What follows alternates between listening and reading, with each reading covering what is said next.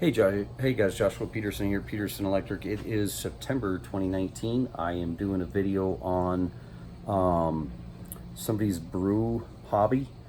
He's got a really nice professional brewing couple machines. Each one draws 30 amps each as it heats. It can heat anywhere from 4 to 8 hours to brew. Anything in the code over 3 hours is continuous duty. So the other thing that we had to keep in mind was that he needed an evap fan. It's a fairly big motor to suck out any extra humidity. He didn't get a humidity stat, but he could. And that's a variable speed. He's going to mount that. So basically wanted to talk to you today about how we had to run power. There was not a firewall where the car was that we could drill through that wall where your front bumper of your car touches in the garage and drop down. It was actually on the side of the house. We wanted to do copper downstairs instead of aluminum because it's just more of a resilient wire. It's just going to be a better choice. But we did not want to have to try to pipe on the side of the house because at 100 amps you're going to need some number 2, and that can get into 1.5 to 2 inch EMT conduit. He didn't think the HOA would like that, and he didn't want to look at it, so we found another alternative way, and I'll show you here in a little bit what that is. So again, this is a number 2 type TC cable.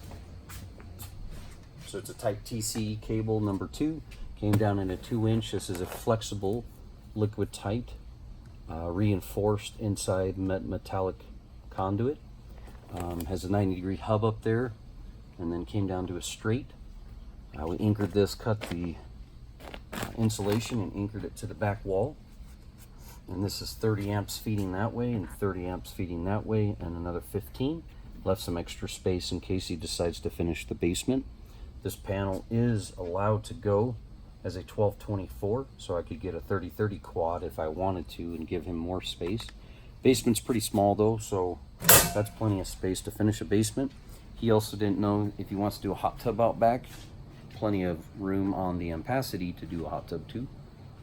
So we just came across, anchored everything here, pushed back the insulation, 2 twist lock plugs, 240 volt each, circuit 6, 8, 2, and 4, and then here we had to provide, we just did a constant power. We needed 1 switch, but yet it has to be GFCI'd because you're switching it.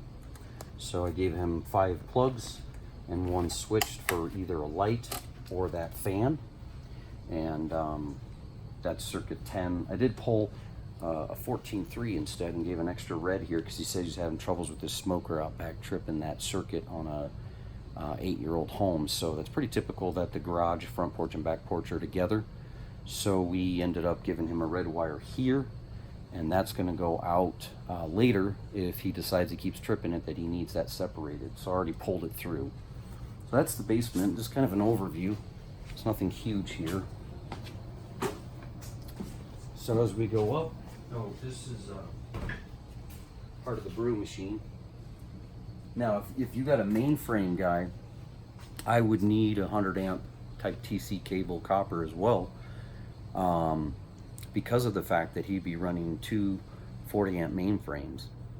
And if you went to 3, I probably would have to pipe it in a 2 inch and then start pulling 2-aught copper.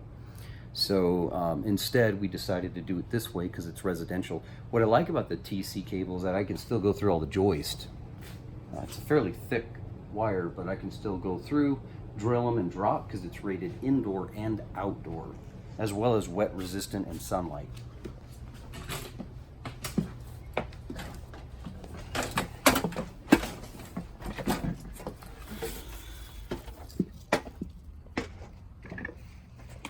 So we'll come this way.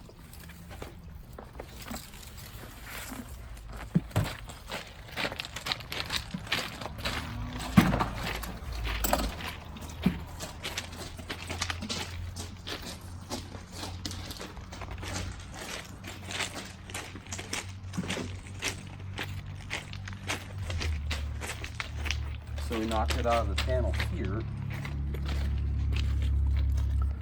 came down, and he asked us to cover that in rock. And that is reinforced, so it's not a Carflex, so it's definitely heavy duty. Rocks will not hurt that whatsoever.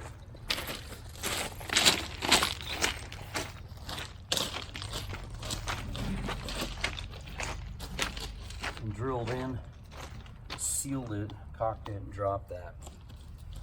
And that is good at 100 amps without trying to do aluminum. With aluminum number 2, you might have got away with 1.5 inches, but I doubt it, because bending through these radiuses with a solid wire is only 60-degree fill, 60%, excuse me, not degree, 60% fill. So as you're coming through, you might even want to be at 40%, because it's just really hard on the wire and you have a certain amount of bending radius, and TC cable doesn't have a great bending radius. But once you split it, you can get it in and add a lug here, and then we took that 100 amps, fed the basement. So that is a good way to do it. If you're trying to hide it from the street, it looks like a riser conduit from down there. Otherwise, piping that down and getting it in means I got to bring my Chicago bender, ratchet cut, and I could. But he asked me to try to get it very hidden. Now, you say, what's on the other side of this room? Because I always get these really dumb statements and comments. The bottom line is, that is an area of the garage that's all finished, and he did not want it in there, and so we couldn't get into that garage. And there is no sub panel in the garage. That's what I was hoping for. So because we had to go on the outside of the house, and that's the first part of the start of the basement, right there is where that panel is. There is nothing accessible this way. As far as attic, there's nothing accessible. And that's where he wanted it. I tried talking him in the garage, but he wanted it downstairs where it was warm, so he didn't have to worry about heating the garage. Other than that, guys, yeah, hopefully that'll help you out if you're looking at brewing, or even a mainframe system downstairs, or if you're growing weed in Colorado. That is a great cable and a conduit and a good way to run it. You're not going to get that stuff at your box store. Anyways, thanks for joining us, guys. Have a good one.